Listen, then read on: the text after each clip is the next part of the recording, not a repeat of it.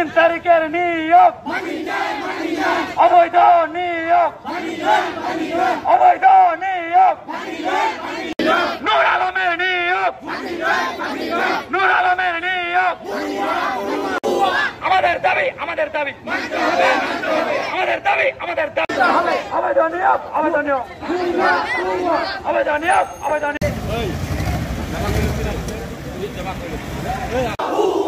আগস্টের 3 তারিখের নিয়োগ আমাদের দাবি আমাদের দাবি আমাদের দাবি আমাদের দাবি অবৈধ নিয়োগ অবৈধ নিয়োগ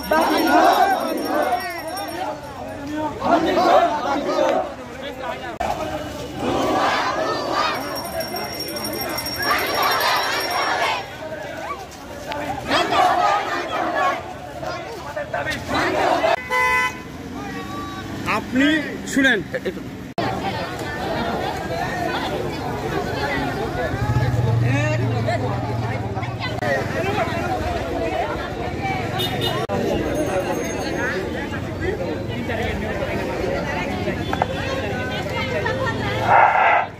গত সরকারের আমলে আমাদের এই প্রিন্সিপাল নিয়োগ দেওয়া হয়েছে, অবৈধভাবে দেওয়া হয়েছে, এটা একতরফাভাবে দেওয়া হয়েছে।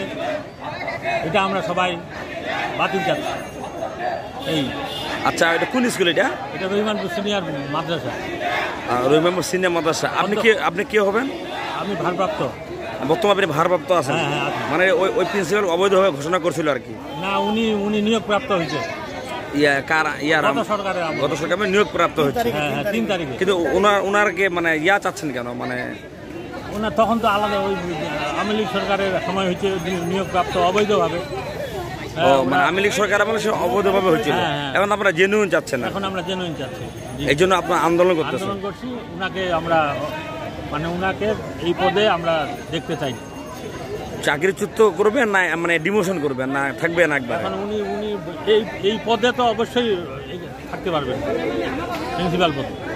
এই বিষয়ে আপনি ডিসির কাছে স্মারকলিপি জমা দিবেন নাকি আপনারা? আচ্ছা।